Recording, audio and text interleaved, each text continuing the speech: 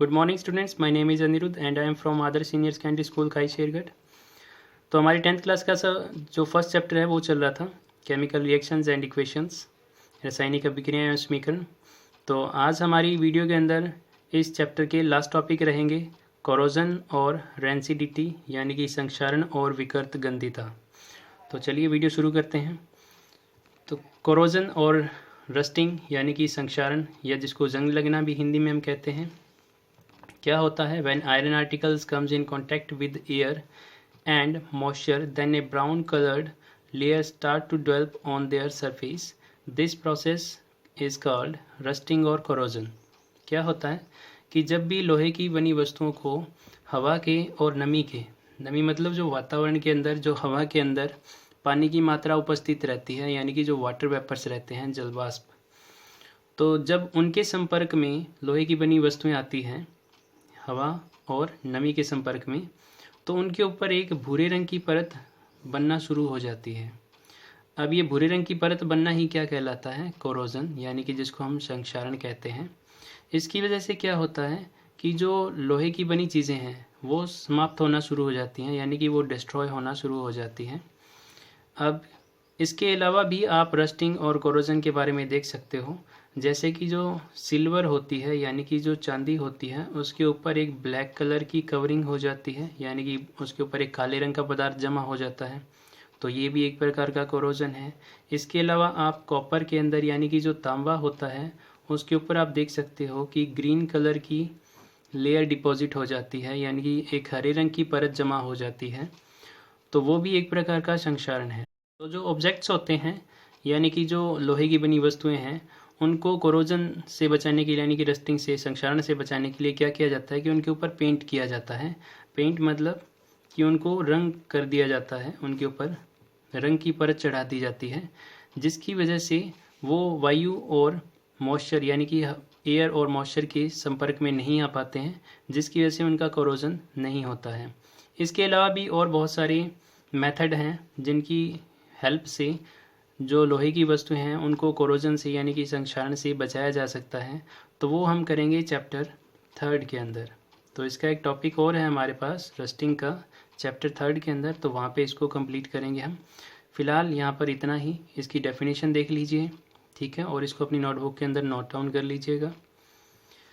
Second जो last topic है हमारा, जो लास्ट टॉपिक है इस चैप्टर का, वो है रेंसिडिटी, जिसको हम बोलते हैं विकृत गंधिता। क्या होता है?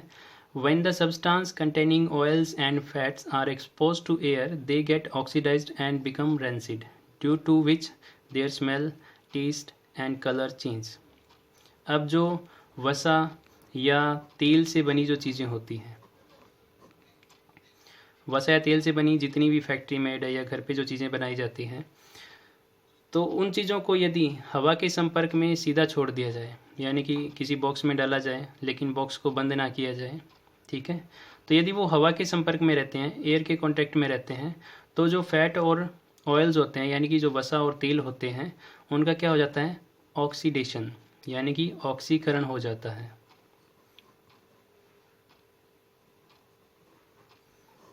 अब ऑक्सीकरण होने की वजह से क्या होगा कि जो फूड आइटम है यानी कि जो खाद्य पदार्थ हैं उनका टेस्ट चेंज हो जाएगा, यानी कि उनका स्वाद बदल जाएगा, उनकी जो खुशबू है उसमें बदलाव आ जाएगा, वो दुर्गंध देने लगेंगी, उनका कलर चेंज हो जाएगा यानी कि रंग में बदलाव आ जाएगा, और वो चीज़ें खाने के लायक नहीं रहती हैं, ठीक है।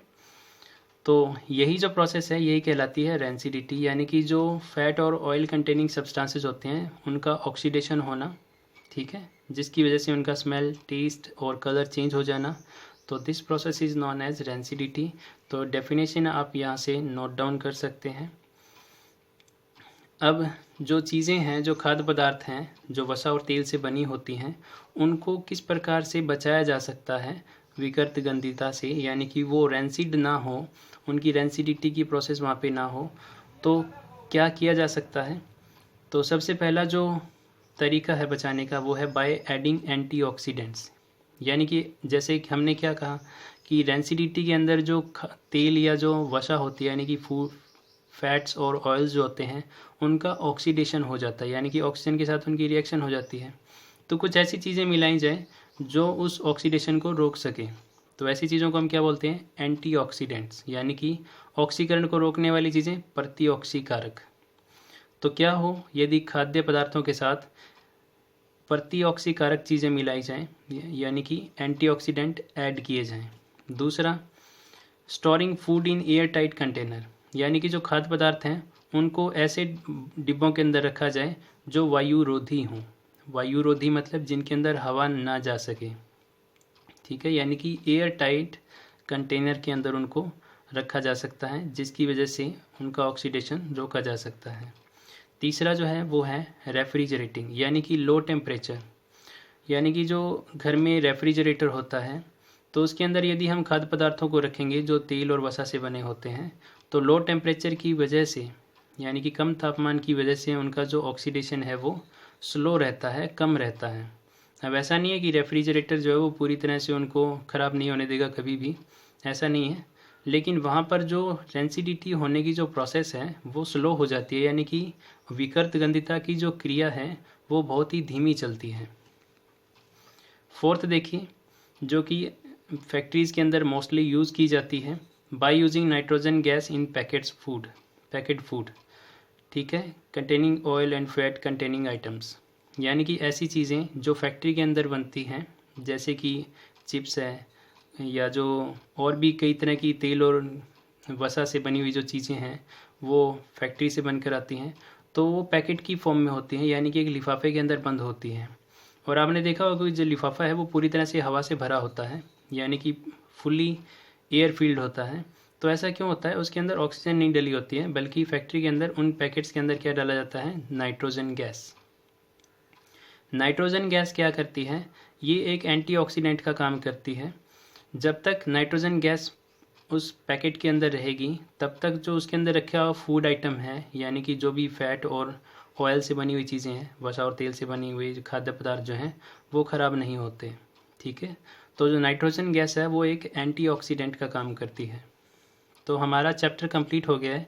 इससे रिलेटेड जितनी भी एक्सरसाइज है जो हमारी एनसीईआरटी की बुक के अंदर है वो मैं आपको वीडियो के लास्ट में हिंदी और इंग्लिश मीडियम दोनों को प्रोवाइड करवा दूंगा, ठीक है। तो वहाँ से आप उनको नोट डाउन कर सकते हैं और अपनी फेयर नोटबुक के अंदर उनको लिखना ज़रूर है, ठीक है।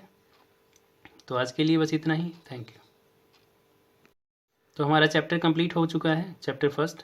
तो इससे रिलेटेड यानी कि जो एनसीईआरटी बुक की जो एक्सरसाइज है वो मैं वीडियो के लास्ट में हिंदी और इंग्लिश मीडियम में प्रोवाइड करवा दूंगा आपको, तो वहाँ से आप उनको नोट डाउन कर सकते हैं। कल हम करेंगे नया चैप्टर स्टार्ट, ठीक है। तो आज के लिए बस इतना ही, थैंक यू।